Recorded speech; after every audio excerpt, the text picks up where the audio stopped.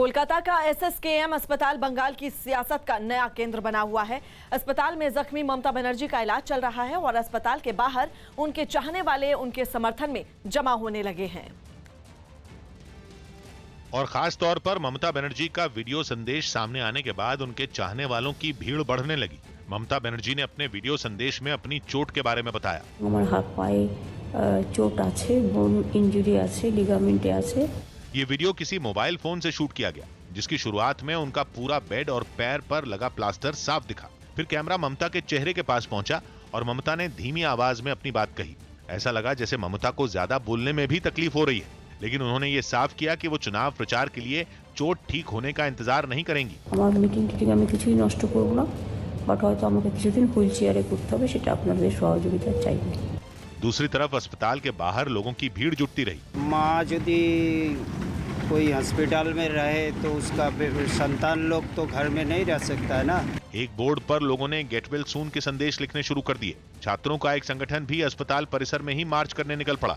एक बड़ा सा बैनर बनाया गया जिस पर ममता की अस्पताल के बेड पर लेटे हुए तस्वीर लगाई गई और साथ में सवाल किया गया कि उन्हें क्यों मारा गया। लिखा है আমাকে মারলেন কেন, हमको क्यों मारा। ममता बनर्जी के हो से हम लोग बोल रहे हैं। इसी तरह टीएमसी के छात्र संगठन के लीगल सेल से जुड़े लोग भी हाथों में पर्चे लेकर अस्पताल के बाहर जमा हो गए और ममता बनर्जी के जल्द स्वस्थ होने की कामना करने लगे और इसके साथ ही ममता की चोट को हमला बताते हुए घटना की निंदा भी की गई। जबकि चुनाव आयोग के आदेश पर नंदीग्राम में घटना की जांच शुरू हो गई। पुलिस के अधिकारियों की टीम नंदीग्राम में उस मिठाई की दुकान पर पूछताछ के लिए पहुंची जिसके सामने ममता बनर्जी को चोट लगी थी। पुलिस की टीम पहुंची है और मिठाई की जो दुकान है उसके मालिक से लगातार यहां पर पूछताछ हो रही है। घटना के कुछ चश्मदीद भी सामने आए और कुछ वीडियो भी। एक ऐसा शख्स न्यूज 18 के कैमरे पर आया जो ममता बनर्जी के काफिले का वीडियो फेसबुक पर लाइव कर रहा था। कार्यकर्ता है, उस कार्यकर्ता के लिए नमस्ते करता के लिए वो डोर खोला, डोर खोल के वो डोर आप रिटर्न आके उसका पाँव में लग गया। हमारी टीम ठीक उसी जगह पर पहुंची जहां ये घटना हुई थी और चश्मदीदों के दावे को समझने की कोशिश की गई। जो आई विटनेस है उनका कहना है कि यहाँ पर उनकी गाड़ी टकराई, इस खंबे से टकराई, गेट टकराया और उसके बाद ममता बनर्जी का जो पैर था वो पैर चोटिल हुआ। उसके बाद ममता बनर्जी यहीं पर बैठ गई। ममता के काफिले के वीडियो में ये साफ दिखा कि उनकी कार का दरवाजा खुला था और भारी भीड़ के बीच काफिला आगे बढ़ रहा था। उसी वक्त कार में उनकी सुरक्षा में तैनात जवान भी मुस्तैदी से खड़े दिखाई दिए। जिस वक्त का ये वीडियो है उसके चंद मिनटों के बाद ही ममता को चोट लग गई थी। ममता बनर्जी को चोट लगने के बाद से ही इस घटना पर सियासी बवाल भी शुरू हो गया। टीएमसी ने इसे सीधे सीधे बीजेपी की साजिश बताते हुए धरना प्रदर्शन शुरू कर दिया और बंगाल के कई जिलों में टीएमसी के कार्यकर्ताओं ने सड़कों पर हंगामा किया। आसनसोल में तो टीएमसी के कार्यकर्ता शहर के एक अहम चौराहे को जैम कर सड़क पर बैठ गए। सड़क के बीचों बीच एक टायर रखकर उसमें उन्होंने आग लगा दी। दुर्गापुर में भी टीएमसी के कार्यकर्ताओं ने एक हाईवे को जैम करने की कोशिश की। पार्टी के झंडे और बैनर लेकर प्रदर्शनकारी हाईवे पर बैठ गए, जिसकी वजह से हाईवे पर ट्रकों का लंबा जैम लग गया।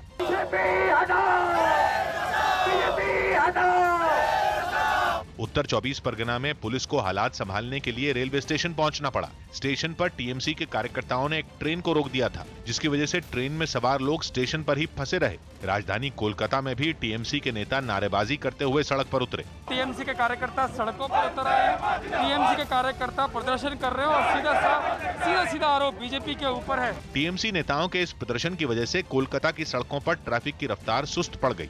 लेकिन बीजेपी इस मामले को केवल टीएमसी का एक चुनावी स्टंट बता रही है। बीजेपी के कार्यकर्ताओं ने भी सड़कों पर उतरकर टीएमसी के खिलाफ प्रदर्शन किए और ममता बनर्जी पर झूठ बोलने का आरोप लगाया। नंदीग्राम में माहौल सबसे ज्यादा गर्म दिखा। बीजेपी कार्यकर्ताओं का एक धड़ा सड़क पर विरोध प्रदर्शन के लिए जम गया और सड़क के बीचों बीच टायर जलाकर रास्ता जैम करने की कोशिश की। इस तरीके से यहाँ पर विरोध प्रदर्शन यहाँ पर बीजेपी कार्यकर्ता यहाँ पर कर रहे हैं। जबकि नंदीग्राम में घटना वाली जगह पर तो तनाव के हालात बन गए। टीएमसी और बीजेपी समर्थक आमने सामने आ गए। जय श्री राम के नारे गूंजने लगे। एक धड़ा ममता की कहानी को झूठा बताने वाला रहा और दूसरा धड़ा बीजेपी पर हमले का आरोप लगाने वाला रहा। तस्वीरों के जरिए आपको दिखाना चाहूंगा कि बिलुया मार्केट में दो गुट, यानी एक गुट जो बीजेपी के समर्थक हैं और दूसरे गुट जो ममता बनर्जी टीएमसी के समर्थक हैं, वो दोनों आमने सामने हैं। नंदीग्राम में डीएम और एसपी ने दोनों पक्षों को शांत करवाने की कई बार कोशिश की। बीजेपी ने तो नंदीग्राम की घटना की सीबीआई से जांच करवाने की मांग कर दी। আমি তো প্রথমেই দাবি করেছি সিবিআই ইনকোয়ারি হওয়া উচিত। এত সিরিয়াস ম্যাটার মুখ্যমন্ত্রীর উপরে হামলা হয়েছে। बीजेपी ने घटना के फौरन बाद ही इसे टीएमसी का सियासी दांव कहना शुरू कर दिया था। इस बीच बंगाल की मुख्यमंत्री ममता बनर्जी को नंदीग्राम में चोट लगने के बाद टीएमसी और बीजेपी चुनाव आयोग पहुंच गए। इस मामले में चुनाव आयोग ने कल शाम यानी कि शुक्रवार 5 बजे तक रिपोर्ट मांगी। लेकिन इससे पहले ही टीएमसी का एक प्रतिनिधिमंडल चुनाव आयोग पहुंच गया। उसकी ओर से चुनाव आयोग को एक चिट्ठी सौंपी गई जिसमें ममता बनर्जी को लगी चोट का कनेक्शन बंगाल के डीजीपी को हटाने से जोड़ दिया गया। इलेक्शन कमीशन ने वेस्ट बंगाल के डीजीपी बदला। टीएमसी चुनाव आयोग पहुंची तो बीजेपी ने भी देर नहीं की। पार्टी के नेताओं ने भी उसे एक चिट्ठी सौंपी। साथ ही बीजेपी ने चुनाव आयोग पर उंगली उठाने पर टीएमसी को मुंहतोड़ जवाब दिया। ईसी को ये दोष दे रहे हैं। क्रिकेट में कहते हैं जब कोई टीम हारता है तो पहले बोलता है अंपायर ने चोरी करी। बीजेपी इस मामले में दूध का दूध और पानी का पानी करने के लिए सीबीआई जांच कराने के पक्ष में है। लेकिन ममता को नंदीग्राम में जो चोट लगी उसके बहाने विरोधी पार्टियों ने बीजेपी को ही घेरना शुरू कर दिया। टीएमसी पहले ही इस हमले के पीछे सियासी साजिश की बात कहकर बीजेपी पर निशाना साध रही है, जिसके बाद दूसरे विरोधियों ने भी टीएमसी के सुर में सुर मिलाया। आरजेडी ने तो चुनाव में हार जीत की बात कहकर बीजेपी को घेर लिया। बीजेपी जो है चुनाव जीतने के लिए कोई भी कदम उठा सकती है, कहीं तक भी वो जा सकती है। आम आदमी पार्टी का भी बीजेपी पर हमला करने का वही अंदाज दिखा। सिटिंग चीफ मिनिस्टर हैं, रेस्पेक्टेड चीफ मिनिस्टर हैं, उनके साथ में इस तरह से उन पर हमला करवाना ये भारतीय जनता पार्टी की बौखलाहट है। जिसके जवाब में बीजेपी ने तीखे तेवर दिखाए और ममता की चोट का कनेक्शन चुनाव से जोड़ दिया। पूरी तरह से चुनाव हार रही है, इसके कारण वो एक सहानुभूति प्राप्त करने का पाखंड रच रही है। एक दिन पहले नंदीग्राम में जब ममता बनर्जी के पैर में चोट लगी थी तो बंगाल में सियासी भूचाल आ गया और इस मुद्दे पर टीएमसी और बीजेपी भिड़ गए। लेकिन बंगाल में टीएमसी और बीजेपी के खिलाफ ताल ठोक रही कांग्रेस में इस मुद्दे पर मतभेद दिखा। बंगाल कांग्रेस के अध्यक्ष अधीर रंजन चौधरी ने ममता की चोट पर मचे हो हल्ले को सियासी फायदा उठाने की कोशिश माना और वैसी ही भाषा बोलने लगे जैसी बीजेपी ममता पर निशाना साधने के लिए बोल रही है। बंगाल के लोगों की भावना को अपनी ओर खींचा जाए और बैलेट बॉक्स में डाला जाए, यही इनका मकसद है। अधीर रंजन ने भले ही ममता की चोट को चुनावी स्टंट माना, लेकिन उन्हीं की पार्टी की नेता सुप्रिया श्रीनेत ने ममता से सहानुभूति दिखाई। महिला होने के नाते इसकी घोर निंदा करती हूँ। बंगाल में कांग्रेस लेफ्ट के साथ चुनाव लड़ रही है और बीजेपी और टीएमसी दोनों ही उसके विरोधी हैं। नंदीग्राम में ममता बनर्जी के सामने चुनाव लड़ रहे बीजेपी के शुभेंदु अधिकारी आज अपना नामांकन दाखिल करेंगे। शुभेंदु नामांकन से पहले सिंगो वाहिनी मंदिर में पूजा करेंगे और फिर जानकीनाथ मंदिर में पूजा करेंगे। इसके बाद शुभेंदु हल्दिया जाएंगे और वहां अपना नामांकन दाखिल करेंगे। शुभेंदु के नामांकन के वक्त उनके साथ केंद्रीय मंत्री धर्मेंद्र प्रधान, स्मृति ईरानी और बाबुल सुप्रियो मौजूद रहेंगे। नंदीग्राम में दूसरे चरण में 1 अप्रैल को वोट डाले जाएंगे। इंडोनेशिया के सुमात्रा से हैरान कर देने वाली कुछ तस्वीरें सामने आई, जहां सिनामुंग ज्वालामुखी से निकली राख से आसपास के रिहायशी इलाके सन गए। ज्वालामुखी में धमाका होते ही वैज्ञानिकों ने लोगों के बीच अलर्ट जारी कर दिया और साथ ही उससे 5 किलोमीटर दूर रहने की चेतावनी भी दी। वहां से जो तस्वीरें सामने आई उनमें ज्वालामुखी से राख का भयंकर गुबार उठता दिखाई दिया जो कई किलोमीटर ऊपर जा रहा था। लेकिन हालात तब और बिगड़ गए जब उससे निकलने वाली राख रिहायशी इलाकों में फैल गई। राख और धूल की वजह से वहां दिन में ही अंधेरा छा गया। उसके बाद मकानों और सड़कों पर जमी राख को साफ करने के लिए कुछ कर्मचारियों को तैनात किया गया जो पानी की मदद से राख को साफ करते नजर आए। वैज्ञानिकों ने बताया कि ज्वालामुखी लगातार हरकत कर रहा है और उसके असर से बचने के लिए लोगों को एहतियात बरतने की जरूरत है। Dan juga apabila terjadi hujan abu ataupun memakai masker dan juga pelindung mata.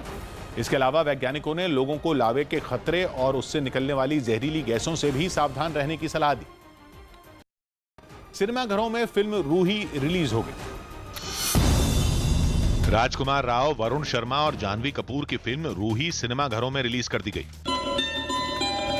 Flood नहीं।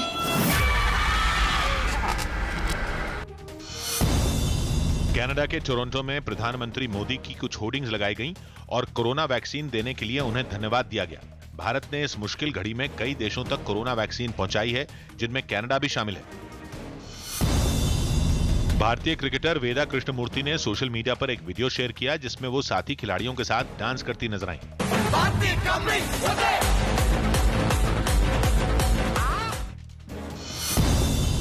उत्तर प्रदेश के कानपुर में गैंगरेप पीड़ित के पिता की सड़क हादसे में मौत से नाराज घर वालों ने हाईवे जैम कर प्रदर्शन किया, जिससे वहां गाड़ियों की लंबी कतारें लग गईं। इस बीच लापरवाही बरतने के आरोप में 4 पुलिसकर्मियों पर कार्रवाई की गई। इन सब की लापरवाही पाते हुए इन सभी लोगों को सस्पेंड किया गया। एक महिला कांस्टेबल को सस्पेंड किया गया, बीट कांस्टेबल को सस्पेंड किया गया। खबर है कि इस मामले में एक दारोगा के बेटे का नाम भी सामने आ रहा है। हालांकि जिला प्रशासन ने सभी आरोपियों पर सख्त कार्रवाई का भरोसा दिया। दोनों घटनाओं में विवेचना की जा रही है और जो भी दोषी हों उन पर कड़ी कार्रवाई की जाएगी। रायपुर के शहीद वीर नारायण सिंह इंटरनेशनल स्टेडियम में रोड सेफ्टी वर्ल्ड सीरीज का 11वां मैच इंग्लैंड लेजेंड्स और साउथ अफ्रीका लेजेंड्स के बीच खेला गया। पहले बल्लेबाजी करते हुए इंग्लैंड लेजेंड्स की पूरी टीम 20 ओवर भी बल्लेबाजी नहीं कर पाई और 19वें ओवर में ही पूरी टीम आउट हो गई। शुरू से ही इंग्लैंड लेजेंड्स की टीम दबाव में दिखी। पारी के दूसरे ओवर में ही टीम का पहला विकेट गिरा और फिर कोई बड़ी साझेदारी नहीं हो पाई। लगातार विकेट गिरते रहे और कोई भी बल्लेबाज बड़ा स्कोर नहीं बना पाया। महज 63 रनों पर इंग्लैंड लेजेंड्स की आधी टीम पवेलियन लौट गई और पूरी टीम 19वें ओवर में 121 रन बनाकर ढेर हो गई। और जवाब में बल्लेबाजी करने आए दक्षिण अफ्रीका के बल्लेबाजों ने इंग्लैंड लेजेंड्स को मैच में वापसी करने का कोई मौका नहीं दिया। दक्षिण अफ्रीका लेजेंड्स के सलामी बल्लेबाजों ने टीम को एक मजबूत शुरुआत दी और पहले विकेट के लिए 59 रनों की साझेदारी हुई। मजबूत शुरुआत मिलने के बाद दक्षिण अफ्रीका के बल्लेबाजों ने तेजी से रन बनाने शुरू कर दिए और आक्रामक शॉट खेलते रहे। 95 रन के स्कोर पर दूसरा विकेट भी गिर गया, लेकिन रन बनाने की रफ्तार पर इसका कोई फर्क नहीं पड़ा। 13 ओवर में ही दक्षिण अफ्रीका लेजेंड्स ने लक्ष्य हासिल कर लिया और 8 विकेट से मुकाबला जीत लिया। उत्तर प्रदेश के अलीगढ़ में बीएसपी के जिलाध्यक्ष के घर पर तोड़फोड़ करने वालों के खिलाफ केस दर्ज कर लिया गया। पूरा मामला पंचायत चुनाव में टिकट बंटवारे का बताया जा रहा है। आरोप है कि जिन लोगों ने तोड़फोड़ की वो पंचायत चुनाव में टिकट मांग रहे थे और जब उनकी बात नहीं मानी गई तो वो दंदनाते हुए अलीगढ़ के बीएसपी अध्यक्ष रतनदीप सिंह के घर में घुस गए और तोड़फोड़ करने लगे। ये पूरा बवाल उनके घर में लगे सीसीटीवी कैमरे में कैद हो गया, जिसमें दिखा कि कई लोग पहले उनके घर में घुसे और फिर वहां रखी कुर्सियां तोड़ने लगे। उन्होंने वहां बैठे लोगों की कोई परवाह नहीं की और कुर्सियों को उठा उठाकर ऐसे पटकने लगे जैसे वो अपना सारा गुस्सा उन पर उतार रहे हैं। बताया गया कि यह हंगामा उस समय हुआ जब रतनदीप सिंह घर पर नहीं थे और वापस आने के बाद उन्हें पता चला कि उनकी गैर मौजूदगी में क्या क्या हुआ, जिसके बाद उन्होंने पार्टी से निकाले गए एक शख्स का नाम लेकर आरोप लगाया कि उसने पंचायत चुनाव में टिकट के लिए सारा हंगामा किया। हिस्ट्री सीटर हैं, संदीप पाटिल नाम है उनका, वो है टिकटों का दबाव बना रहे थे। इस मामले में पुलिस ने उनकी शिकायत पर केस भी दर्ज कर लिया। 5 को उन्होंने नामजद किया है, ने उनके घर पे आकर भाई के साथ मारपीट की व लूटपाट किया, जान से मारने की धमकी दी। हंगामे से पहले बीएसपी जिलाध्यक्ष के घर पर एक अहम बैठक हुई थी जिसमें राज्यसभा के पूर्व सांसद मुनकाद अली भी शामिल हुए थे। दिल्ली में कोरोना एक बार फिर पैर पसारता दिख रहा है। पिछले 24 घंटों में वहां 409 नए मरीज सामने आए, जो पिछले 2 महीनों में सबसे ज्यादा केस हैं। इससे पहले 8 जनवरी को कोरोना के 444 मरीज मिले थे। वहीं एक दिन में दिल्ली में कोरोना से 3 लोगों की मौत भी हुई। राहत की बात यह है कि 24 घंटों में कुल 286 मरीज ठीक भी हुए, लेकिन 2 महीनों बाद एक दिन में कोरोना के मरीजों का आंकड़ा 400 के पार जाने से चिंता बढ़ गई है। लॉकडाउन की वजह से हजारों कंपनियों पर ताले लग गए। News18.com की रिपोर्ट है कि कोरोना की वजह से लगे लॉकडाउन ने अर्थव्यवस्था पर बहुत बुरा असर डाला और पिछले 11 महीनों में देश की 10,000 से ज्यादा कंपनियां बंद करनी पड़ी, जिनमें सबसे ज्यादा कंपनियां दिल्ली की, जिन पर लॉकडाउन की वजह से ताला लग गया। दिल्ली में पिछले 11 महीनों में 2,000 से ज्यादा कंपनियां बंद हुई, जबकि उत्तर प्रदेश में करीब 2,000, इसके अलावा तमिलनाडु और महाराष्ट्र में भी 1,000 से ज्यादा कंपनियों को बंद कर दिया गया। ये जानकारी सरकार की ओर से संसद में दी गई और बताया गया कि कंपनियों के मालिकों ने अपनी मर्जी से उन्हें बंद करने का फैसला लिया। महाराष्ट्र के सतारा से चौंकाने वाली एक तस्वीर सामने आई, जहां एक देसी शराब की दुकान में लूटपाट की गई। ये पूरी घटना वहां लगे सीसीटीवी कैमरे में रिकॉर्ड हो गई, जिसमें 6 लोग अपने मुंह को ढककर दुकान के अंदर दाखिल होते नजर आए। अंदर जाते ही उन्होंने सबसे पहले कैश काउंटर पर बैठे कर्मचारी से मारपीट की और फिर उसे धक्का देकर पीछे हटा दिया। इसके बाद उन्होंने गल्ले में रखे रुपये भी लूट लिए। कर्मचारी ने जब आरोपियों को ऐसा करने से रोका तो वहां मौजूद एक बदमाश ने उस पर धारदार हथियार से हमला करने की कोशिश की। काफी देर तक लूटपाट करने के बाद सभी बदमाश वहां से फरार हो गए। अर्जेंटीना से रोंगटे खड़े कर देने वाली एक तस्वीरें सामने आई, जहां के जंगलों में लगी भीषण आग ने 2000 हेक्टेयर की जमीन जलाकर राख कर दी और 250 से ज्यादा मकान तबाह कर दिए। तेज हवाओं की मदद से आग ने कुछ घंटों में ही 2 प्रांतों के जंगलों को अपनी आगोश में ले ली। और चुबुत प्रांत से जो तस्वीरें सामने आई, उनमें आग काल बनकर रिहायशी इलाकों की तरफ बढ़ती दिखी। पूरा जंगल भयंकर लपटों और धुएं में घिरा नजर आया। भयानक रूप अख्तियार कर चुकी आग के सामने फायर ब्रिगेड की कोशिशें भी फीकी साबित हुई। अधिकारियों ने बताया कि यह आग एक वक्त में जंगल के कई हिस्सों में लगी और इसलिए उन्हें शक है कि ये जानबूझकर लगाई गई। se produzcan incendios de diferentes tipos, así que bueno, yo creo que eso lo tiene que। इस आग में दर्जनों लोगों और जानवरों के भी झुलसने का दावा किया गया।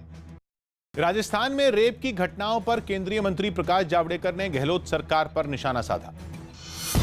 राजस्थान में अचानक बढ़े महिला अपराधों पर सियासी बवाल शुरू हो गया। केंद्रीय मंत्री प्रकाश जावड़ेकर ने एक ट्वीट कर राजस्थान की गहलोत सरकार पर हमला बोला। ट्वीट में एक हफ्ते में हुई राजस्थान की 5 आपराधिक घटनाओं का जिक्र किया गया। साथ ही राहुल और प्रियंका गांधी से भी पूछा गया कि वो अब तक राजस्थान क्यों नहीं गए, लेकिन राजस्थान सरकार ने बढ़ते अपराधों के पीछे ज्यादा FIR दर्ज करने को वजह बताया। मुख्यमंत्री अशोक गहलोत ने खुद ने कहा कि कोई भी व्यक्ति FIR दर्ज कराने जाए तो उसकी FIR दर्ज करो, तभी तो FIR की संख्या ज्यादा शो हो रही है।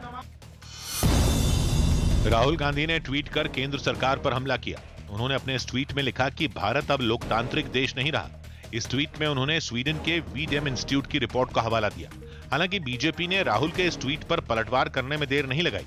जिनके अपने पार्टी के प्रमुख कार्यकर्ता चाकू साहब ये कहते हैं कि कांग्रेस में आंतरिक लोकतंत्र नहीं है, वो लोकतंत्र की बात करते हैं। मेजबान वेस्टइंडीज ने पहले वनडे मैच में श्रीलंका को 8 विकेट से हरा दिया। इस मैच में श्रीलंका ने पहले खेलते हुए 233 रन का लक्ष्य रखा, जिसके जवाब में वेस्टइंडीज की टीम ने 47वें ओवर में ही इस लक्ष्य को हासिल कर लिया। प्रधानमंत्री मोदी ने स्वामी चिदभवानंद की भगवत गीता पर ई-बुक जारी की और युवाओं को इसे पढ़ने की भी सलाह दी। Shrimad Bhagavad Gita becomes ever relevant.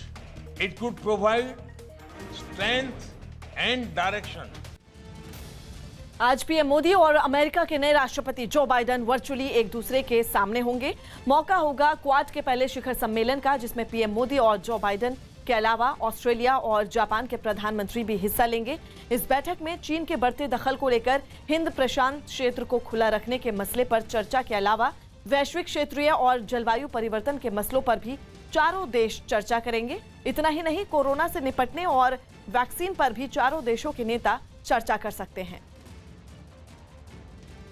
Rajasthan के भरतपुर में पुलिस ने आतंकियों से निपटने की अपनी तैयारियों को परखने के लिए एक मॉक ड्रिल की। एक सरकारी अस्पताल में आतंकी हमले की इस मॉक ड्रिल में 20 से ज्यादा जवानों ने हिस्सा लिया और ऐसी फुर्ती दिखाई कि महज 25 मिनट में ऑपरेशन पूरा करके अस्पताल से निकल भी गए। एक्शन पैक्ड मॉक ड्रिल की सामने आई तस्वीरों में पुलिस की इमरजेंसी रिस्पांस टीम एकदम एक्शन में नजर आई। कुछ जवान जमीन पर तो कुछ अस्पताल की छत पर डेरा जमाए दिखे और फिर शुरू हुआ सांसें अटका देने वाला स्टंट। रस्सी के सहारे 2 कमांडो नीचे उतरते नजर आए और बंधक बनाए गए अस्पताल के मेडिकल सुपरिंटेंडेंट के चेंबर तक पहुंच गए। जवानों ने मेडिकल सुपरिंटेंडेंट को छुड़ा लिया और आतंकी बने 2 युवकों को चंद मिनटों में ही ढेर भी कर दिया। महाराष्ट्र के अंबरनाथ शहर से दिल दहला देने वाली तस्वीरें सामने आई, जहां बिस्किट बनाने वाली एक फैक्ट्री में भीषण आग लग गई। यह हादसा कैसे हुआ इसका अभी पता नहीं चल पाया, लेकिन जो तस्वीरें सामने आई उनमें पूरी फैक्ट्री आग में धधकती हुई दिखाई दी। उसकी खिड़कियों से लपटे और धुएं का गुबार उठता हुआ नजर आया, जो कई फीट ऊपर आसमान में जा रहा था। बताया गया कि फैक्ट्री में भारी मात्रा में भरे सामान की वजह से आग और फैलती चली गई और फायर ब्रिगेड को भी उस पर काबू पाने में काफी दिक्कतों का सामना करना पड़ा। जम्मू कश्मीर का माहौल खराब करने के लिए आतंकी संगठन सोशल मीडिया का धड़ल्ले से इस्तेमाल कर रहे हैं। न्यूज़ 18 के नीतीश कुमार की रिपोर्ट है कि लश्कर तैयबा से जुड़े TRF नाम के संगठन ने सोशल मीडिया प्लेटफॉर्म टेलीग्राम पर एक वीडियो डाला। इसके जरिए घातक हथियारों को चलाने की ट्रेनिंग दी जा रही है। इसी तरह हिजबुल मुजाहिदीन भी सोशल मीडिया पर एक्टिव है और आतंकी संगठनों में शामिल होने वाले युवाओं की संख्या को लेकर प्रोपेगेंडा फैलाने में जुटा है, जिसके तहत ये झूठ फैलाया जा रहा है कि 2020 में लोकल लोग सबसे ज्यादा आतंकी संगठनों में शामिल हुए। इसके अलावा हूप नाम के मैसेंजर ऐप के जरिए भी कश्मीर के युवाओं को भड़काने की खबर है। आतंकी संगठनों के इन मंसूबों का पता चलने के बाद सुरक्षा एजेंसियों को अलर्ट कर दिया गया। एक आदमी ने सरेआम बीच सड़क पर एक बुजुर्ग की पिटाई कर दी। यूपी के फिरोजाबाद में एक बुजुर्ग की पिटाई का वीडियो वायरल हो गया। बुजुर्ग की साइकिल एक आदमी के बाइक से टकरा गई, जिससे गुस्साए आदमी ने बुजुर्ग की जमकर पिटाई की। बिहार के वैशाली में एक चलती बाइक में अचानक आग लग गई। बाइक में आग लगने की वजह से काफी समय तक सड़क पर जाम लगा रहा। कानपुर में 2 गाड़ियों की टक्कर में 3 लोगों की मौत हो गई, जबकि कई लोग घायल हो गए। अहमदाबाद में भारत और इंग्लैंड के बीच आज शाम 7 बजे पहला T20 मैच खेला जाएगा। दक्षिण अफ्रीका लेजेंड्स ने रोड सेफ्टी वर्ल्ड सीरीज के तीसरे मुकाबले में इंग्लैंड लेजेंड्स को 8 विकेट से हरा दिया। शारदा घोटाला मामले में ईडी ने टीएमसी सांसद समीर चक्रवर्ती को आज पूछताछ के लिए बुलाया। मध्य प्रदेश के इंदौर से दिल दहला देने वाला एक वीडियो सामने आया, जिसमें एक तेंदुए ने वन विभाग के कर्मचारी समेत कई लोगों पर हमला कर दिया। जंगल से भटककर रिहायशी इलाके में पहुंचे उस तेंदुए को पकड़ने के लिए एक अभियान शुरू किया गया, लेकिन उसने वन विभाग के कर्मचारियों को नाको चने चबा दिए। लोगों को देखकर बुरी तरह घबराया हुआ वो तेंदुआ कभी किसी मकान में छिप जाता, तो कभी पास के खेतों में लगी फसलों की आड़ लेकर गायब हो जाता। उसे पकड़ने के लिए विभाग के कर्मचारी जाल लेकर इधर उधर भागते रहे, लेकिन वो हर बार उनकी आंखों में धूल झोंक कर भाग जाता। उसकी मौजूदगी ने पूरे इलाके में दहशत फैला दी। लोगों का घर से बाहर निकलना भी मुश्किल हो गया। इस बीच उसने वन विभाग के एक कर्मचारी पर हमला कर दिया, जिससे वो जमीन पर गिर गया। इस हमले के वक्त वो कर्मचारी अकेला था, क्योंकि उसके दूसरे साथी छत पर तेंदुए को पकड़ने के लिए जाल बिछा रहे थे। हालांकि जब उन्होंने एक साथ मिलकर शोर मचाया तो तेंदुआ घबराकर वहां से भी भाग गया, जिसके बाद घायल कर्मचारी को अस्पताल भिजवाया गया। इससे पहले वो तेंदुआ 3 लोगों पर हमला कर चुका था। दिल्ली के करीब उत्तर प्रदेश के गाजियाबाद में एक फैक्ट्री में भीषण आग लग गई, जिसमें 5 लोगों से ज्यादा लोग घायल हो गए। हालांकि आग कैसे लगी इसकी जानकारी नहीं मिली, लेकिन भीषण आग ने जल्द ही फैक्ट्री के एक बड़े हिस्से को अपनी चपेट में ले लिया। देखते ही देखते वहां लपटें तांडव करने लगी। आग की खबर मिलते ही दमकल की गाड़ियां वहां पहुंची और आग बुझाने का काम शुरू किया गया, लेकिन लपटें इतनी जबरदस्त थीं कि उन पर पानी की बौछारों का भी कोई असर होता नहीं दिखा। हालांकि बाद में किसी तरह आग पर काबू पा लिया गया, जिसके बाद वहां फंसे लोगों को निकालने का काम शुरू किया गया। इस हादसे में फैक्ट्री के अंदर मौजूद कई लोग घायल हो गए, जिन्हें एम्बुलेंस के जरिए अस्पताल भिजवाया गया।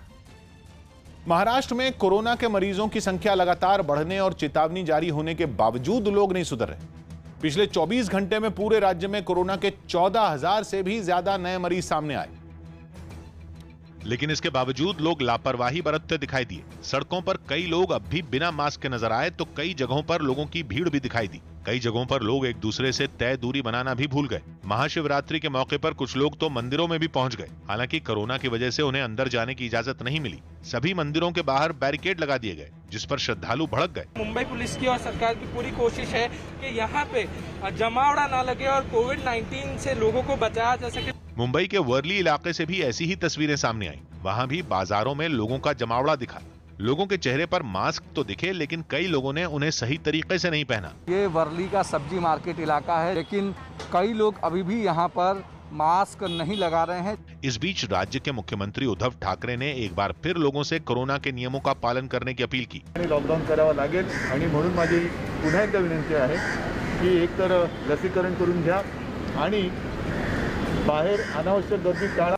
महाराष्ट्र में इस महामारी के बढ़ते मामलों के लिए लोगों की लापरवाही को ही जिम्मेदार ठहराया जा रहा है, और यही वजह रही कि सरकार को उन जिलों में सख्ती बरतनी पड़ी जहां कोरोना के मरीज लगातार बढ़ रहे हैं। न्यूज़ 18 के अभिषेक पांडे की रिपोर्ट है कि नागपुर में 15 मार्च से 21 मार्च तक लॉकडाउन लागू कर दिया गया।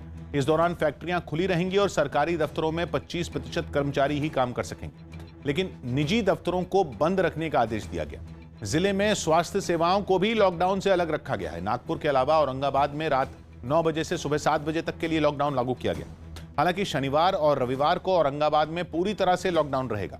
नांदेड़ जिले में भी कोरोना की वजह से कई पाबंदियां लागू कर दी गई। वहां 12 मार्च से 21 मार्च तक दवा की दुकानों को छोड़कर बाकी सभी दुकानें सुबह 7 बजे से शाम 7 बजे तक ही खुल सकेंगी। इस दौरान भीड़ के जुटने पर भी रोक रहेगी। वहीं केंद्र सरकार ने भी महाराष्ट्र में कोरोना के बढ़ते मामलों पर चिंता जताई और जानकारी दी कि देश के 10 सबसे प्रभावित जिलों में 8 महाराष्ट्र से ही हैं, जहां से कोरोना के सबसे ज्यादा मरीज सामने आ रहे हैं, जिसका असर 14 मार्च को राज्य में होने वाले महाराष्ट्र लोक सेवा आयोग की परीक्षा पर भी पड़ गया।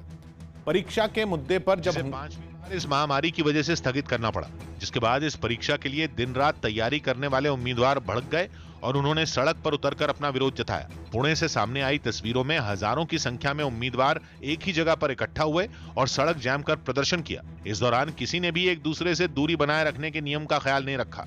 कोरोना के बढ़ते मामलों के बीच इस तरह की तस्वीरें बेहद डराने वाली थी। कई उम्मीदवार तो बिना मास्क के भी नजर आए। महाराष्ट्र के अमरावती में भी इसी तरह के विरोध प्रदर्शन देखने को मिले। वहां भी परीक्षा में बैठने वाले उम्मीदवारों ने सड़क पर उतरकर उसे जाम कर दिया, जिसके बाद पुलिस ने इस हंगामे को शांत कराने के लिए उन पर लाठियां भांजनी शुरू कर दी। इस कार्रवाई से माहौल और गर्मा गया। हालांकि पुलिस ने तुरंत ही कई उम्मीदवारों को हिरासत में लेकर हंगामे को शांत कराने की कोशिश की। एमपीएससीची परीक्षा राहिली पाहिजे ह्यासाठी आम्ही आंदोलन करू राहिलो होतो शांततेच्या मार्गाने त्याच्यात आहे दडपण मारणं। परीक्षा के लिए जब सड़क पर प्रदर्शन हुआ तो इस पर सियासत भी शुरू हो गई। पूर्व मुख्यमंत्री देवेंद्र फडणवीस ने एमपीएससी की परीक्षा रद्द करने के फैसले को गलत बताया। अपने ट्वीट के जरिए उन्होंने उद्धव ठाकरे सरकार पर भी निशाना साधा। वहीं कांग्रेस नेता संजय निरुपम ने भी ट्वीट करते हुए इस फैसले पर अपनी नाराजगी जताई। परीक्षा के मुद्दे पर जब हंगामा बढ़ने लगा तो मुख्यमंत्री उद्धव ठाकरे खुद सामने आए और इसे जल्द आयोजित कराने का भरोसा दिया की उगाच कोणी भडकवते म्हणून भडकून जाऊ नका। आपण जो अभ्यास करत आहात तो अभ्यास करत रहा आणि मी तुम्हाला वचन देतो आहे की येत्या आठवड्याभरामध्ये ही परीक्षा होईल। झारखंड के जमशेदपुर में एक एटीएम बूथ में आग लग गई, जिससे वहां रखे करीब 12 लाख रुपए जलकर राख हो गए। बताया गया कि आग एटीएम बूथ के अंदर एसी में शॉर्ट सर्किट की वजह से लगी, जिसने जल्द ही पूरी एटीएम बूथ को अपनी चपेट में ले लिया। आग इतनी भीषण थी कि उसकी लपटें बाहर सड़क तक फैलती दिखाई दी। उस वक्त वहां बारिश हो रही थी, लेकिन लपटें लगातार भीषण होती रहीं। आग को बढ़ता देख आसपास के लोगों ने दमकल को जानकारी दी, लेकिन दमकल की गाड़ियां काफी देर से पहुंची, जिसकी वजह से पूरा एटीएम जलकर राख हो गया। इलाके के लोग भी दमकल की गाड़ी के वक्त पर ना पहुंचने से नाराज दिखाई दिए। उत्तर प्रदेश के गृह विभाग ने अतिक्रमण पर बड़ा फैसला लिया। न्यूज 18 के अजीत सिंह की रिपोर्ट है कि राज्य में सड़क किनारे धार्मिक स्थलों के नाम पर किए गए अतिक्रमण हटाए जाएंगे, जिसके लिए उत्तर प्रदेश के गृह विभाग ने सभी जिला अधिकारियों को निर्देश दिया और उनसे 14 मार्च तक इस मामले में रिपोर्ट मांगी, जिसमें जिलाधिकारियों को बताना होगा कि निर्देश के बाद कितने सार्वजनिक स्थलों से अतिक्रमण हटाया गया।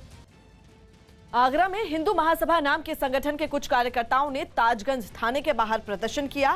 ताजमहल में पूजा करने के आरोप में पुलिस ने इस संगठन की नेता मीना दिवाकर समेत 3 लोगों को गिरफ्तार किया था, जिन्हें छुड़वाने के लिए हिंदू महासभा के लोग थाने के बाहर जमा हो गए और नारेबाजी करने लगे।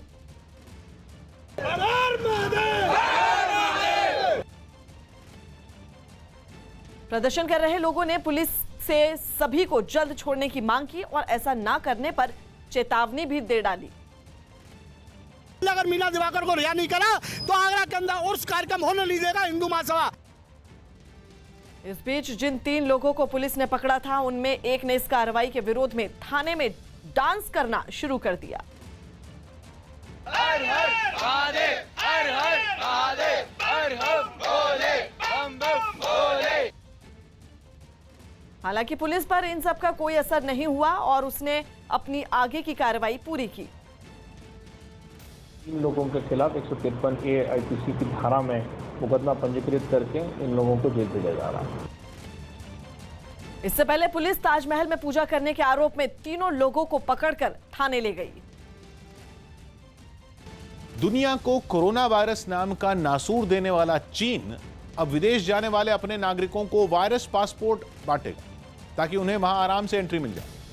न्यूज 18.com की रिपोर्ट है कि चीन ने अपने यहाँ एक हेल्थ सर्टिफिकेट प्रोग्राम लॉन्च किया है, जिससे यात्रियों को वायरस पासपोर्ट मिलेगा। इस सर्टिफिकेट में यात्री के कोरोना टेस्ट का रिजल्ट, साथ ही इस बात की भी जानकारी होगी कि उसने कोरोना का टीका लगवाया है या नहीं।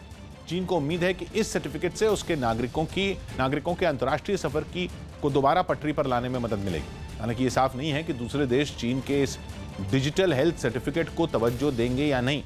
वैसे इससे पहले पश्चिम एशिया का देश बहरीन भी वैक्सीन पासपोर्ट लॉन्च कर चुका है और अमेरिका और ब्रिटेन जैसे देश भी कोरोना काल की जरूरत को देखते हुए इसी तरह के परमिट जारी करने पर विचार कर रहे हैं। पुदुचेरी में कांग्रेस और डीएमके में सीटों का बंटवारा हो गया। पुदुचेरी विधानसभा चुनाव के लिए कांग्रेस और डीएमके में सीटों का बंटवारा हो गया। वहां कांग्रेस 15 जबकि डीएमके 13 सीटों पर चुनाव लड़ेगी। पुदुचेरी में 30 विधानसभा सीटों पर 6 अप्रैल को मतदान होगा। पुणे पुलिस ने सेना भर्ती पेपर लीक मामले में एक मेजर और सेना के एक पूर्व कर्मचारी को गिरफ्तार कर लिया। राजस्थान में कांग्रेस की अंदरूनी कलह फिर सामने आ गई। विधायक रमेश मीणा ने अपनी ही सरकार पर आरोप लगाया कि उनके साथ विधानसभा की कार्यवाही में भेदभाव किया जाता है। रमेश मीणा सचिन पायलट गुट के विधायक हैं। पहली बार जो विधायक है वो मंत्री बना है, वो सही सुविधाएं ले रहा है। जो पहली बार विधायक है, दूसरी बार विधायक है, उनको बोलने के लिए जगह नहीं है, बैठने की जगह नहीं है। सदन में भेदभाव के आरोपों को राज्य सरकार ने खारिज कर दिया। हर विधायक को, चाहे वो कांग्रेस का है चाहे बीजेपी का है, उसको सदन में अपनी बात कहने का अधिकार है। दिल्ली के बंगला साहिब गुरुद्वारे में जरूरतमंद लोगों के लिए सस्ती दरों पर MRI, CT स्कैन और अल्ट्रासाउंड की सुविधा शुरू की गई। बताया गया कि कोई भी जरूरतमंद शख्स वहां 50 रुपए में अपनी जांच करवा सकता है। ये CT स्कैन की मशीन है और इस तरीके की जो अत्याधुनिक मशीनें हैं वो यहाँ पर लगाई गई हैं। जरूरतमंद लोगों के लिए ये सुविधा दिल्ली सिख गुरुद्वारा प्रबंधक कमेटी की तरफ से दी जाएगी। एक गुरुद्वारा द्वारा सिखों द्वारा मानवता की सेवा में एक बड़ी पहल है।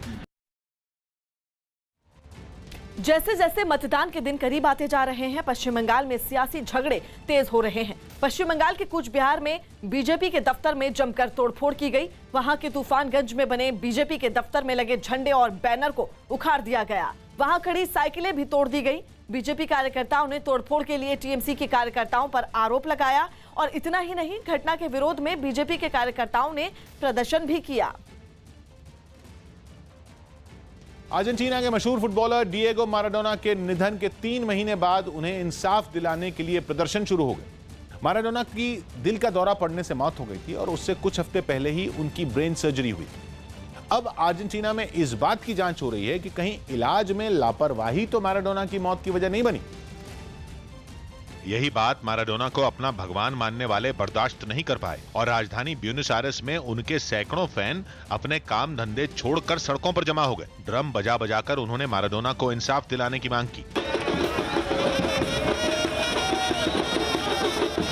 पूरे प्रदर्शन में जगह जगह माराडोना की तस्वीरें छाई दिखी। कहीं उनकी फोटो वाले झंडे बैनर तो कहीं उनके बड़े बड़े कटआउट नजर आए। कई लोग तो माराडोना की पहचान 10 नंबर की जर्सी पहनकर प्रदर्शन में पहुंचे और सिर्फ बड़े ही नहीं, छोटे छोटे बच्चे तक पूर्व फुटबॉल खिलाड़ी को इंसाफ दिलाने की इस लड़ाई में शामिल हुए। माराडोना के समर्थकों ने शक जताया कि उनकी मौत नहीं हुई, बल्कि उनके डॉक्टरों और मौत से पहले उनके साथ रहे लोगों ने उन्हें मार डाला। माराडोना के फैंस को उनके परिवार का भी साथ मिला और माराडोना की बेटियां और पूर्व पत्नी भी इस विरोध प्रदर्शन में शामिल हुई। बिहार के मोतिहारी में लीची की फसल पर खतरा मंडरा रहा है। बिहार के मोतिहारी में लीची की खेती करने वाले किसान मुश्किल में घिर गए। वहां लीचियों के कई पेड़ों पर कीड़े लगने लगे हैं, जिससे अब इसकी फसल खराब होने का खतरा मंडरा रहा है। इस कीट का प्रकोप बड़ी तेजी से फैल रहा है। भारतीय फुटबॉल टीम के कप्तान सुनील छेत्री कोरोना पॉजिटिव पाए गए। इसकी जानकारी उन्होंने सोशल मीडिया के जरिए दी। पाकिस्तान के सिंध प्रांत में एक नाबालिग हिंदू लड़की का जबरन धर्म परिवर्तन करवा दिया गया। इस बार भी वहां ये धर्म परिवर्तन कट्टर मियां मिट्ठू ने करवाया। दिल्ली के यमुना खादर इलाके में रेलवे ट्रैक की मरम्मत के दौरान लोहे का जाल गिरने से एक मजदूर की मौत हो गई, जबकि कई घायल हो गए। यमुना ब्रिज पर देर रात लगभग 12 बजे जो यहाँ पर रेलवे पुल था, उसका यहाँ पर जो कंस्ट्रक्शन साइट्स पर रिपेयरिंग का वर्क चल रहा था। इस घटना के बाद रेलवे के अधिकारी मौके पर पहुंचे और हालात का जायजा लिया। इसके साथ ही मरम्मत करवा रहे ठेकेदार के खिलाफ केस भी दर्ज कर लिया गया। मोड़ गया पाइप, मोड़ने के बाद वो कागज में सीधा 40 सही पाइप सहित चली आई नीचे आदमी। मुंबई और उत्तर प्रदेश की टीम विजय हजारे ट्रॉफी के फाइनल में पहुंच गई। मुंबई ने सेमीफाइनल में कर्नाटक को 72 रन से हराया, जबकि उत्तर प्रदेश ने गुजरात को 5 विकेट से मात दी। अब फाइनल मैच रविवार को दिल्ली के अरुण जेटली स्टेडियम में खेला जाएगा। आलिया भट्ट ने सोशल मीडिया पर बताया कि उनकी कोरोना रिपोर्ट नेगेटिव आई है। पिछले दिनों फिल्म गंगूबाई काठियावाड़ी के निर्देशक संजय लीला भंसाली कोरोना पॉजिटिव पाए गए थे, जिसके बाद आलिया भट्ट और उनके साथ काम करने वाले कई कलाकारों के कोरोना टेस्ट करवाए गए थे। यूपी की एसटीएफ ने दिल्ली के शाहीन बाग में छापेमारी की। ये छापेमारी पीएफआई यानी पॉपुलर फ्रंट ऑफ इंडिया के दफ्तर पर की गई। पिछले साल सितंबर में हाथरस में दरिंदगी की शिकार हुई एक लड़की की मौत हो गई थी। आरोप है कि इसी के बाद पीएफआई ने वहां हिंसा की साजिश रची थी। अखिलेश यादव ने उत्तर प्रदेश के मुख्यमंत्री योगी आदित्यनाथ की झांसी में बने लेचुरा बांध के साथ सेल्फी लेते हुए एक तस्वीर ट्विटर पर शेयर की और उन पर एसपी सरकार में हुए कामों का श्रेय लेने का आरोप लगाया। लेकिन अखिलेश के ट्वीट पर बीजेपी चुप नहीं बैठी और उन पर झूठ की राजनीति करने का आरोप लगा दिया। लेचुरा बांध 1910 में बना, उस पर पुनः काम 1978 में शुरू हुआ, जिसे आप अपना बता रहे हैं। दिल्ली एनसीआर में बढ़ती गर्मी के बीच बारिश से मौसम खुशनुमा हो गया। यहां के ज्यादातर इलाकों में सुबह से ही मौसम का मिजाज बदला नजर आ रहा है। ऐसे में बारिश के बाद तापमान में थोड़ी कमी आई है, क्योंकि फरवरी के बाद मार्च के पहले हफ्ते में भी तापमान सामान्य से ज्यादा रहा था। मौसम विभाग के मुताबिक फरवरी में तो गर्मी ने पिछले कई सालों के रिकॉर्ड तोड़ दिए थे। ऐसे में अब बारिश के बाद तापमान में कुछ कमी आई है। वहीं मौसम विभाग ने उत्तर भारत के कुछ हिस्सों में बारिश और ओले गिरने का अनुमान भी जताया है। स्पेन के बार्सिलोना में स्वास्थ्य कर्मियों ने अस्पतालों में सुविधाएं बढ़ाने की मांग के लिए एक दिन की हड़ताल और विरोध प्रदर्शन किया। इस प्रदर्शन में निजी और सरकारी अस्पतालों के हजारों स्वास्थ्य कर्मी शामिल हुए, जिन्होंने सरकार के साथ ही आम लोगों का ध्यान खींचने के लिए बार्सिलोना की सड़कों पर जमकर पटाखे फोड़े।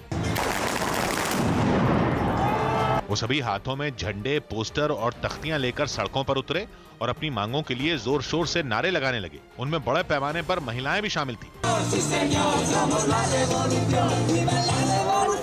अपनी नाराजगी जाहिर करने के लिए डॉक्टरों और नर्सों ने अपने कोट उतारकर जमीन पर फेंक दिए। उन्होंने आरोप लगाया कि वो अपने और अपने परिवार की जान खतरे में डालकर कोरोना मरीजों का इलाज कर रहे हैं, लेकिन सरकार उन्हें बुनियादी सुविधाएं तक नहीं दे पा रही।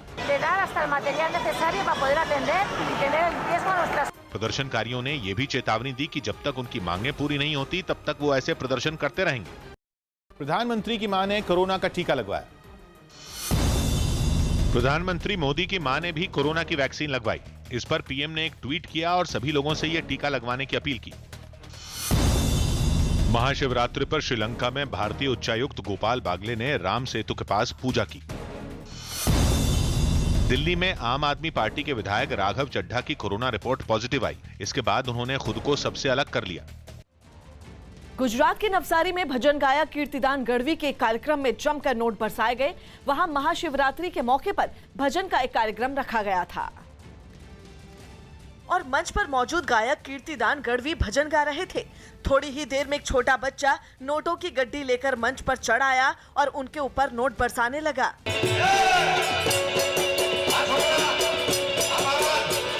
बच्चे को देख जल्द ही दूसरे लोग भी वहां पहुंच गए, जिसके बाद तो गायक के ऊपर नोटों की बारिश होने लगी। मंच के नीचे खड़े लोग भी सामने से उन पर नोट बरसाते रहे। कुछ ही देर में पूरा स्टेज नोटों से भर गया। हर तरफ नोट ही नोट दिखाई देने लगे।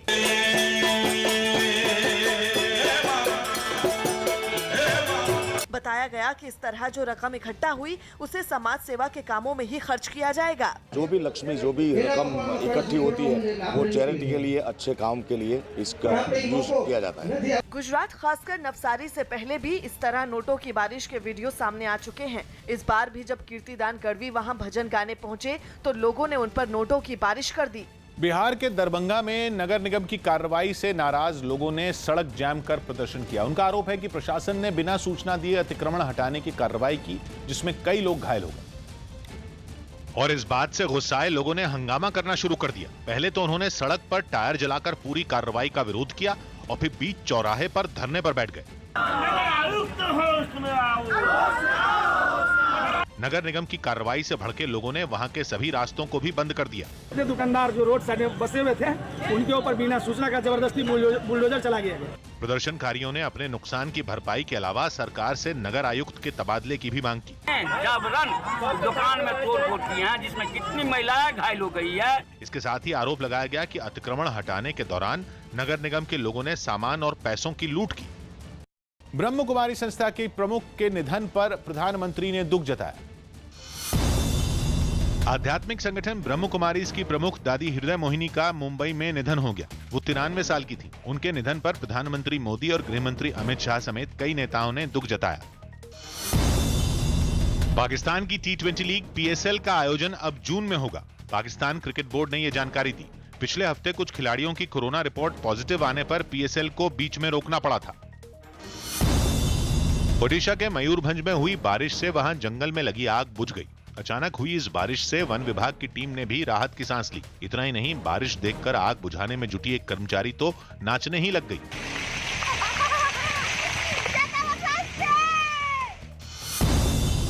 महाशिवरात्रि पर हिमाचल प्रदेश के कुल्लू में बड़ी संख्या में लोग बिजली महादेव मंदिर में पूजा करने के लिए पहुंचे। मुंबई में कोरोना का टीका लगवाने के लिए फर्जीवाड़ा सामने आने के बाद वैक्सीनेशन सेंटरों पर डॉक्टर अलर्ट हो गए। वहां टीका लगवाने पहुंच रहे 45 से 59 साल के लोग जो खुद को किसी बीमारी का शिकार बता रहे हैं, उनकी बारीकी से जांच की जा रही है। कुछ लोग फर्जी सर्टिफिकेट लेकर आ रहे हैं डॉक्टर्स का कि उन्हें हाई ब्लड प्रेशर है, शुगर है, ताकि उन्हें जल्दी से जल्दी टीका मिल जाए।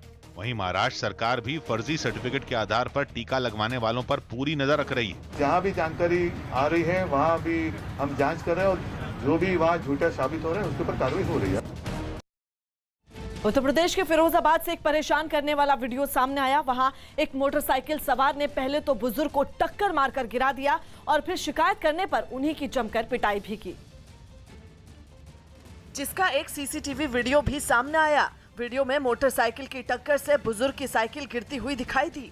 टक्कर के बाद वो बुजुर्ग मोटरसाइकिल सवार से शिकायत करने लगा, लेकिन इससे वो भड़क गया और उसने सड़क पर गिरे बुजुर्ग की मदद करने की बजाय उनकी साइकिल उठाई और उन्हीं के ऊपर दे मारी। इस हमले से बुजुर्ग सहम गए और वो लड़का इतने पर भी नहीं रुका। उसने एक नहीं कई बार साइकिल उठाकर फेंकी। रोकने पर उसने बुजुर्ग से हाथापाई भी की। इस दौरान आसपास के लोग भी वहां इकट्ठा हो गए, लेकिन कोई भी उस लड़के को रोकने की हिम्मत नहीं जुटा सका। आखिरकार काफी देर तक हंगामा करने के बाद वो बड़े आराम से अपनी मोटरसाइकिल उठाकर वहां से चला गया। हालांकि बाद में पुलिस ने बुजुर्ग की शिकायत पर आरोपी के खिलाफ मामला दर्ज कर कार्रवाई शुरू कर दी। दिल्ली के वेलकम इलाके में जबरन वसूली के लिए पहुंचे बेखौफ बदमाशों की फायरिंग का एक वीडियो सामने आया। गोलीबारी का यह वीडियो 26 फरवरी का बताया गया। वीडियो में रात के वक्त कुछ नकाबपोश बदमाश वेलकम इलाके के एक मोहल्ले में नजर आए और वहां गाली गलौज करते हुए उन्होंने काफी देर तक फिल्मी अंदाज में ताबड़तोड़ हवाई फायरिंग की। जिस शख्स की तलाश में बदमाश वहां पहुंचे थे वो उनके हत्थे नहीं चढ़ा। इस बात से बदमाशों का गुस्सा ज्यादा भड़क गया। कुछ मिनटों में ही बदमाशों ने वहां इतनी गोलियां चलाईं कि इलाके के लोग बुरी तरह दहशत में आ गए। न तो किसी ने दरवाजा खोला और न ही किसी ने अपनी खिड़की से झांकने की हिम्मत की।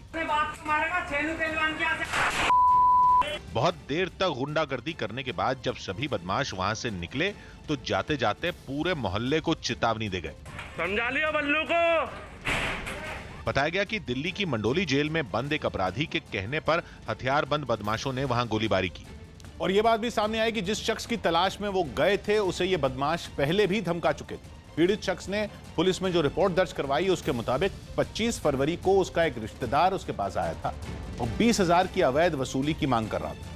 जब पीड़ित ने मना कर दिया तो उसके रिश्तेदार ने मंडोली जेल में बंद वसीम फौजी नाम के बदमाश से वीडियो कॉल पर उसकी बात करवाई। खुद को वसीम फौजी बताने वाले शख्स ने पीड़ित से 20,000 रुपए देने को कहा और न देने की सूरत में उसे जान से मारने की धमकी दी। जब पीड़ित ने पैसे देने से मना कर दिया तो अगले ही दिन यानी 26 फरवरी को कुछ बदमाश उसके मोहल्ले में पहुंचे और उन्होंने वहां गोलियां चलाई। 27 फरवरी को इस घटना की शिकायत पुलिस में दर्ज करवाई गई, जिसके बाद पुलिस ने 6 लोगों को गिरफ्तार करने का दावा किया। योगी आदित्यनाथ 16 मार्च को बंगाल जाएंगे। बंगाल विधानसभा चुनाव प्रचार के लिए योगी आदित्यनाथ 16 मार्च को बंगाल जाएंगे। हरियाणा की खट्टर सरकार आज 12 बजे टैब के जरिए पेपरलेस बजट पेश करेगी। बजट सत्र 18 मार्च तक चलेगा। नंदीग्राम में ममता बनर्जी पर हमले का दावा कर रही टीएमसी की 6 सदस्यीय टीम आज दोपहर 12:30 बजे चुनाव आयोग से मुलाकात करेगी। यूपी के कानपुर में डीआईजी ने नदी में कूदकर खुदकुशी करने जा रहे एक आदमी की जान बचाने वाले पुलिस कर्मियों को 25,000 के इनाम का ऐलान किया। गाजियाबाद के साहिबाबाद इंडस्ट्रियल एरिया में लगी भीषण आग की चपेट में आने से घायल 14 लोगों को पास के अस्पताल में भर्ती करवाया गया। एमपी के शहडोल में गांजे की तस्करी कर रहे 4 लोगों को पुलिस ने पकड़ा और इनके पास से 35 किलो से ज्यादा गांजा जब्त किया। अहमदाबाद के साबरमती आश्रम में आजादी का अमृत महोत्सव कार्यक्रम की तैयारियां जोरों पर है। प्रधानमंत्री नरेंद्र मोदी साबरमती आश्रम से ही दांडी मार्च को हरी झंडी दिखाकर इस महोत्सव की शुरुआत करेंगे, जिसके लिए पूरे साबरमती आश्रम की साफ सफाई और सजावट का काम तेज कर दिया गया। आश्रम के कई कर्मचारी इस काम में जुटे नजर आए। आश्रम के परिसर की सफाई के अलावा वहां रंग रोगन भी किया गया। आश्रम के पास ही एक बड़ा पंडाल भी बनाया गया, जहां प्रधानमंत्री लोगों को संबोधित करेंगे। उसके बाद दांडी यात्रा की शुरुआत होगी। 12 मार्च 1930 को 78 आश्रमवासियों के साथ बापू ने दांडी कूच की थी। 12 मार्च 2021 को प्रधानमंत्री नरेंद्र मोदी एक और दांडी यात्रा को हरी झंडी देने वाले हैं। आश्रम में दांडी यात्रा के मार्ग को भी लाइटों से सजाया गया, जो रात के वक्त अलग अलग रंगों में जगमगाता नजर आया। 2022 में आजादी के 75 साल पूरे हो जाएंगे। उससे पहले 75 हफ्तों तक केंद्र सरकार देश भर में कई कार्यक्रम आयोजित करवाएगी, जिनकी शुरुआत अहमदाबाद से होगी। आज़ादी के आंदोलन के 75 साल सुवर्ण महोत्सव का आरंभ वो यहाँ से करेंगे। बताया गया कि 12 मार्च से 5 अप्रैल तक चलने वाली इस दांडी यात्रा में बीजेपी शासित राज्यों के कई मुख्यमंत्री भी हिस्सा लेंगे। करीब 300 किलोमीटर की इस यात्रा में कई केंद्रीय मंत्री भी पैदल चलेंगे। आज से इस महोत्सव की शुरुआत हो जाएगी। न्यूज 18 के अमित पांडे की रिपोर्ट है कि अहमदाबाद से साबरमती आश्रम से आजादी का अमृत महोत्सव का शंखनाद होगा और 75 हफ्तों तक यानी 15 अगस्त 2022 तक ये महोत्सव चलेगा। साबरमती आश्रम के अलावा देश के 75 अलग अलग हिस्सों में भी ये कार्यक्रम आयोजित किए जाएंगे। इस महोत्सव के तहत हर हफ्ते देश के किसी एक हिस्से में एक कार्यक्रम आयोजित करवाया जाएगा। इतना ही नहीं, देश के बाहर भी इस महोत्सव को मनाया जाएगा और विदेशों में भारत के जितने भी दूतावास हैं वहां अलग अलग वक्त में कार्यक्रम आयोजित किए जाएंगे। इस पूरे महोत्सव में सरकार की एक कोशिश है कि सरकार आयोजक नहीं होगी, सहायक होगी। आयोजन हमारे देशवासी करेंगे, सरकार उसमें मदद करेगी। सर्दी जाते जाते अमेरिका के कैलिफोर्निया में ऐसा तूफान आया कि वहां के सिल्वराडो कैनियन इलाके में भारी बारिश और बर्फबारी तो हुई ही पहाड़ों से कई टन मिट्टी का ढेर भी सरक कर रिहायशी इलाकों पर आ धमका। हालात इतने गंभीर हो गए कि प्रशासन को सैकड़ों लोगों को सुरक्षित जगहों पर पहुंचाने का आदेश जारी करना पड़ा, क्योंकि मूसलाधार बारिश का पानी मिट्टी के साथ मिलकर गाढ़े कीचड़ के ऐसे सैलाब में बदल गया कि पूरा इलाका गंदगी से सना नजर आया। वहां दूर दूर तक सड़कों का नामो निशान ही नहीं दिखा। कीचड़ ने ऐसा कब्जा किया कि रास्तों ने दलदल जैसी शक्ल ले ली। लाखों की महंगी गाड़ियां भी कीचड़ में बुरी तरह फंसी नजर आई। कीचड़, कूड़े और मलबे के ढेर को देखकर लोगों की शामत ही आ गई। फावड़ा चला चला कर उनकी कमर टूट गई, लेकिन कीचड़ ने साफ होने का नाम ही नहीं लिया। The labor that it takes to dig this mud out is incredible. मजबूरी में खुदाई करने वाली बड़ी बड़ी मशीनें काम पर लगानी पड़ी। लोगों ने बताया कि तूफान की वजह से 2 फीट से ज्यादा गहरा मिट्टी का सैलाब आया, जिसने पूरे इलाके को कीचड़ से भर दिया। शिवरात्रि पर केदारनाथ के कपाट खोलने की तारीख का ऐलान कर दिया गया। उत्तराखंड में केदारनाथ धाम के कपाट 17 मई को खुलेंगे। शिवरात्रि पर यह कपाट खोलने का ऐलान किया गया। आम आदमी पार्टी के विधायक अमानतुल्लाह खान ने 2020 में हुई दिल्ली हिंसा के लिए बीजेपी को जिम्मेदार ठहराया। जिस तरह से वो दंगा हुआ, हमने कहा कि बीजेपी के इशारे पर वो दंगा हुआ, जिसके बाद बीजेपी अमानतुल्लाह खान पर भड़क गई। उल्टा चोर कुतवाल को डांटे वाला उन्होंने काम किया और अमानतुल्लाह का तो काम ही यही है। अमिताभ बच्चन और इमरान हाशमी की फिल्म चेहरे का टीजर जारी कर दिया गया। ये फिल्म अब 30 अप्रैल के बजाय 9 अप्रैल को रिलीज होगी। हमारी अदालतों में जस्टिस नहीं, जजमेंट।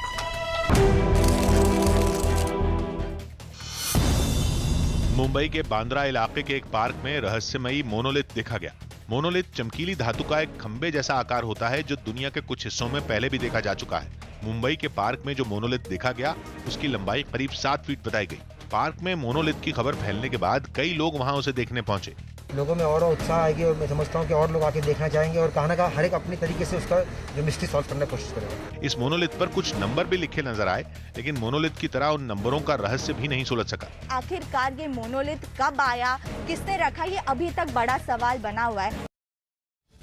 महाराष्ट्र में कोरोना के मामले ज्यादा तेजी से बढ़ रहे हैं। इसे देखते हुए मुंबई, पुणे, नागपुर समेत कई दूसरे शहरों में प्रशासन ने सख्ती दिखानी शुरू कर दी है।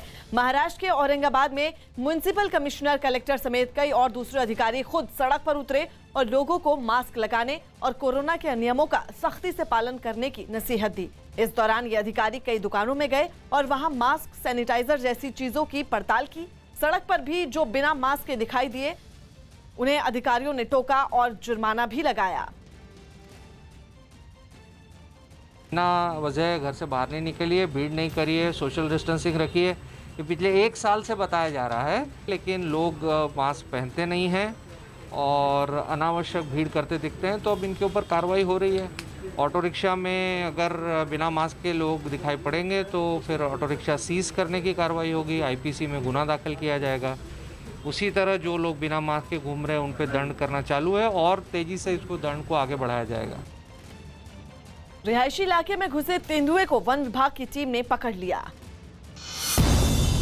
इंदौर में रिहायशी इलाके में घुसे तेंदुए को वन विभाग की टीम ने कड़ी मशक्कत के बाद पकड़ने में कामयाबी हासिल की। हालांकि इस दौरान तेंदुए ने वन विभाग के कर्मचारी समेत 4 लोगों को घायल कर दिया। बिहार के सुपौल में एटीएम लूटकांड का पर्दाफाश करते हुए पुलिस ने 2 बदमाशों को गिरफ्तार कर इनके पास से 9,45,000 कैश बरामद कर लिया। बिहार के मुंगेर में एक 20 साल की लड़की का शव मिलने के बाद इलाके में हड़कंप मच गया। हत्या पत्थर से सिर कुचलकर की गई थी। परिजनों ने रेप के बाद हत्या की आशंका जताई है। एमपी के सिंगरौली में पुलिस ने एक शातिर गिरोह के 3 ठगों को गिरफ्तार किया है। ये गिरोह एटीएम में चिप लगाकर लोगों के कार्ड का डेटा चुराता था और फिर लोगों के पैसे निकाल लेता था। मध्य प्रदेश के गुना में एक आदमी घरेलू झगड़े के बाद ब्लेड से अपनी पत्नी की नाक काटकर फरार हो गया।